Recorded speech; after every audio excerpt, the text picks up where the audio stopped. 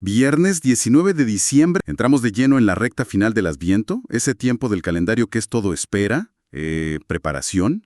Y para nuestra inmersión de hoy, tenemos una combinación de fuentes fascinante. Por un lado, las lecturas bíblicas para este día, y por otro, un itinerario espiritual de los franciscanos conventuales de Venezuela que, teje una reflexión muy profunda sobre ellas. Y la misión que proponen estas fuentes parece clara. Vamos a explorar dos historias de nacimientos que desafían toda lógica. Nacimientos que surgen de la esterilidad, para intentar entender qué nos dicen sobre la esperanza, justo cuando todo parece perdido. Ok, esto es interesante. Dos épocas, dos familias, pero el mismo problema de fondo. Tengo curiosidad por ver cómo las fuentes tejen esta conexión. Es que el paralelismo es la clave de todo. Lo que es fascinante aquí es cómo estas fuentes nos ponen, digamos, frente a un espejo a través de los siglos. Por un lado, en el libro de los jueces tenemos a una mujer anónima, la esposa de Manoc. Recibe la visita de un ángel y la promesa de que será la madre de Sansón. Un relato muy antiguo, casi mítico. ¿Y por el otro lado? Por otro, damos un salto de cientos de años hasta el Evangelio de Lucas. El escenario es más formal, más religioso si quieres. Un sacerdote ya anciano, Zacarías, en pleno templo de Jerusalén, y recibe del ángel Gabriel una promesa casi idéntica sobre su esposa Isabel, que también es estéril y de edad avanzada. El hilo conductor es evidente. La intervención divina. Exacto. Irrumpe justo en el punto muerto de la biología y de la lógica humana.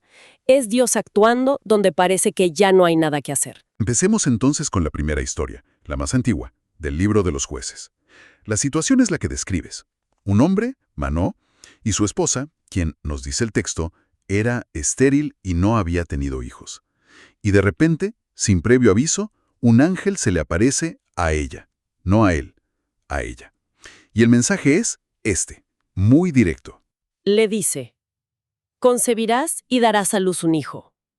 Pero lo que sigue no es solo una promesa, es casi un manual de instrucciones, muy específico. Totalmente. Las reglas son increíblemente estrictas. No bebas vino ni licor, no comas nada impuro. Y que la navaja no pase por la cabeza del niño. Es curioso que las instrucciones sean tan físicas, ¿no? Se enfoquen en el cuerpo, en lo que se consume, en el cabello. ¿Qué nos dice eso? Nos dice que este niño no va a ser un niño cualquiera. Esas son las reglas de un nazir o nazareo de Dios, alguien consagrado a Dios de una manera especial, total, desde antes de nacer. O sea, apartado para una misión. Exacto. Sansón está siendo apartado para una misión divina desde el vientre materno. Y la promesa no es solo para la familia, es para todo el pueblo. Él comenzará a salvar a Israel de la mano de los filisteos. ¡Wow! Es una promesa de liberación nacional que nace de un vientre que se consideraba, inútil. Una promesa enorme que nace de una situación que en esa cultura se consideraba una maldición, o como mínimo. Una gran desgracia. Y esa idea de una promesa que rompe las barreras biológicas la volvemos a encontrar, siglos después, en un contexto que es a la vez muy similar y muy diferente. Ajá. Saltamos a la época del rey Herodes en Judea. El Evangelio nos presenta a otra pareja, un sacerdote, Zacarías, y su esposa Isabel. Y fíjate en la descripción, es clave. ¿Qué dice? Se les llama justos ante Dios, caminaban intachables en todos los mandamientos. Es decir, no hay una falta moral que explique su situación. Claro. Sin embargo, enfrentan el mismo drama. No tenían hijos porque Isabel era estéril y los dos eran de edad avanzada. La fuente de reflexión franciscana subraya esto como el escenario perfecto para que ocurra algo que de nuevo escapa a la razón. Y el escenario aquí es potentísimo. No es un campo abierto como con la madre de Sansón. Zacarías está en el lugar más sagrado del templo, En el santuario. ofreciendo incienso. Es el momento cumbre de su servicio sacerdotal. Y es ahí, en medio de la liturgia, donde se le aparece el ángel Gabriel. Imagina la escena, el humo, el silencio solemne, y de repente una presencia. Las primeras palabras de Gabriel son un clásico, ¿no? No temas, Zacarías, porque tu ruego ha sido escuchado. Y es una frase con doble fondo. ¿Qué ruego ha sido escuchado? ¿El personal, el de un anciano que anhela un hijo? O el ruego colectivo del pueblo de Israel, Probablemente ambos. La promesa es un hijo, Juan, que será grande a los ojos del Señor, lleno del Espíritu Santo. Y su misión será preparar al Señor un pueblo bien dispuesto. O sea, esto ya no es solo un milagro familiar. Para nada. Es una pieza clave en el engranaje de la historia de la salvación. El material de reflexión lo llama de hecho la apertura del camino para el Mesías. Es una responsabilidad gigantesca para un niño que aún no ha sido concebido. ¡Inmensa! Y hay una cita de Benedicto XVI en las fuentes que lo resume perfectamente. Llama a Juan el don divino por mucho tiempo invocado. No es solo un bebé, es la respuesta a una oración de todo un pueblo, ¡Wow! encarnada en el anhelo de esta pareja de ancianos. Y aquí es donde las fuentes nos presentan un contraste increíble. En las reacciones humanas, por un lado la madre de Samsón. Su reacción es casi de una aceptación silenciosa, ¿no? Sí, es muy llamativo. Va con su esposo y le dice, «Ha venido a verme un hombre de Dios». Su semblante era como el semblante de un ángel de Dios muy terrible. No parece que haga preguntas, no duda, solo informa. Es una pregunta excelente. ¿Podríamos interpretarlo como fe absoluta, una aceptación sin fisuras de lo divino? ¿O quizás es también el shock, el sobreacogimiento? Ah, claro. La palabra que usa es terrible, que en el sentido bíblico no significa malo, sino algo que inspira un temor reverencial, algo que te sobrepasa por completo. Entiendo. Ante algo así, quizás la primera reacción no es cuestionar, sino simplemente procesar y comunicar el hecho bruto. Es una fe que no necesita explicaciones. Lo irónico entonces es que nos movemos a la historia de Zacarías, y él que es un sacerdote, un profesional de lo sagrado, el que está literalmente en su lugar de trabajo. Es el que duda. Exacto. Le pregunta directamente a Gabriel, ¿cómo estaré seguro de eso? Porque yo soy viejo y mi mujer es de edad avanzada. Es una pregunta tan lógica, tan humana. Creo que ahí está la genialidad del relato. A veces, la familiaridad con lo sagrado puede convertirse en una rutina que apaga el asombro. Zacarías conoce las escrituras, las profecías, pero quizás las conoce tan bien que ha perdido la capacidad de sorprenderse. Es la lógica humana chocando de frente contra la promesa divina. ¡Exacto! Su pregunta nace de la experiencia, de la biología.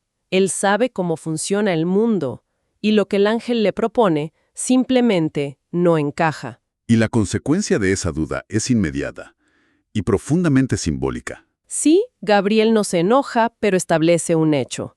Te quedarás mudo, sin poder hablar, hasta el día en que esto suceda, porque no has dado fe a mis palabras. Uf, La reflexión franciscana lo señala sin rodeos. Zacarías fue silenciado por su duda. No es tanto un castigo, es más una consecuencia. es una consecuencia directa, un silencio forzado. ¿Y qué sentido tiene eso? ¿Por qué no simplemente convencerlo con más pruebas? Porque el silencio lo obliga a salir de su lógica, de sus palabras, de sus argumentos. Se convierte en un periodo de gestación, no solo para Isabel, sino para la propia fe de Zacarías. Una incubadora forzada de confianza. Justo, ya no puede argumentar, solo puede observar, esperar y sentir cómo la promesa de Dios se cumple a pesar de su escepticismo. El texto de reflexión lo conecta con el Adviento, presentándolo como un tiempo de vigilancia. De espera. Un tiempo en el que a veces hay que callar para poder escuchar de verdad y ver con lucidez, para evitar lo que llama la perversa fascinación del mal, que en este caso podría ser la fascinación por nuestra propia lógica limitada. O sea que su silencio se convierte en su propio adviento personal. Justamente, una espera obligada que lo transforma. Cuando finalmente nazca Juan y Zacarías recupere el habla, sus primeras palabras no serán de duda. Serán un canto de alabanza. Exacto. El silencio lo curó de su escepticismo. Bueno, y todo esto de nacimientos milagrosos, dudas y silencios está muy bien, pero ¿qué tiene que ver con alguien que no está esperando un hijo en circunstancias imposibles? La reflexión franciscana da un giro muy interesante aquí, ¿verdad? Traslada todo este drama a nuestro interior. Sí, aquí es donde pasamos de la narración bíblica a la aplicación espiritual, a la vida práctica. El texto nos invita a identificar nuestras propias esterilidades. Ah, Ya no hablamos de la incapacidad de concebir un hijo, hablamos de la falta de fruto en nuestra vida, la falta de alegría, de esperanza, de creatividad, de compasión.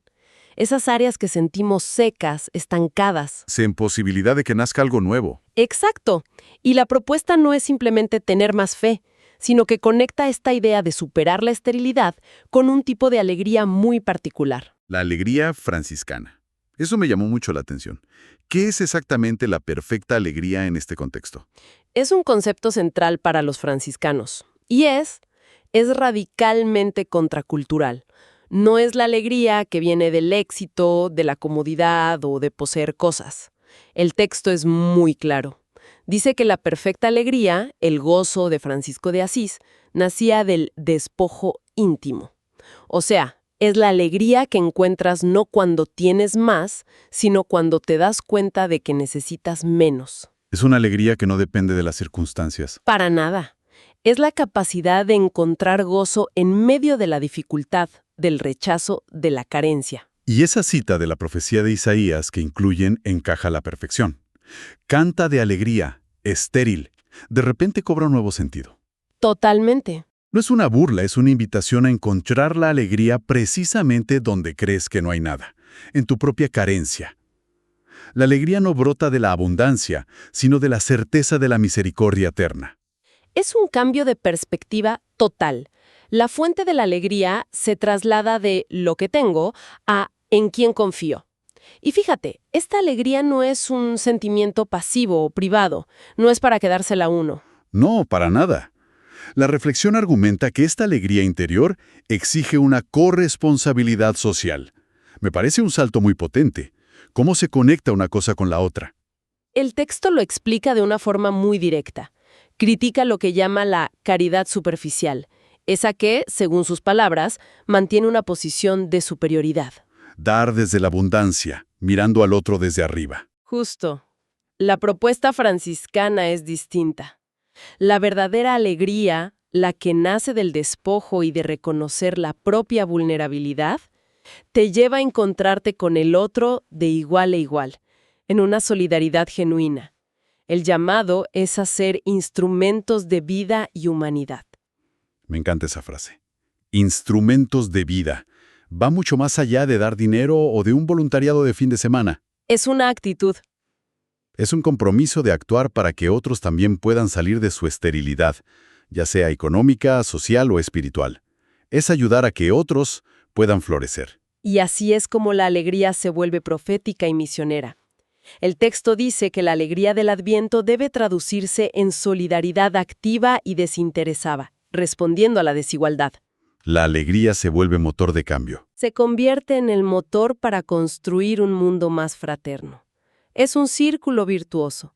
La experiencia de la gracia en tu propia esterilidad te impulsa a ser un canal de esa misma gracia para los demás. Así que, al final, estas dos antiguas historias sobre embarazos imposibles se convierten en mucho más. No son solo relatos de milagros del pasado. No. Enmarcan una invitación espiritual muy profunda para el presente. Son modelos de cómo la esperanza puede, y debe, surgir de situaciones que parecen completamente terminadas. El mensaje central, visto a través de esta lente franciscana, es que la acción de Dios no está limitada por nuestra lógica, ni por nuestras expectativas o las restricciones que damos por sentadas. Y el llamado es a aplicar eso a nosotros mismos. Sí, a transformar nuestras propias áreas de esterilidad, sean las dudas, los miedos, la apatía, la falta de fruto espiritual, en un motivo para una alegría profunda y a partir de ahí en un compromiso de solidaridad activa. Es la confianza en que la promesa de Dios, como dice una de las lecturas, no volverá a Él vacía, sino que hará su voluntad y cumplirá su encargo. La vida tiende a surgir donde menos se le espera. Y para seguir reflexionando, me quedo con el contraste entre las dos respuestas ante la promesa divina. Por un lado, la aceptación casi tácita, silenciosa, de la madre de Sansón, y por otro, la pregunta dubitativa de Zacarías, que lo conduce a un silencio impuesto. Esto nos deja pensando. Ante una promesa que desafía toda lógica, que parece imposible, ¿es el silencio a veces el acto de fe más profundo? Interesante. Quizás no un silencio de duda, sino un silencio de asombro. Uno que crea el espacio necesario para que lo imposible eche raíces, sin la interferencia constante de nuestras propias preguntas y nuestra necesidad de entenderlo todo.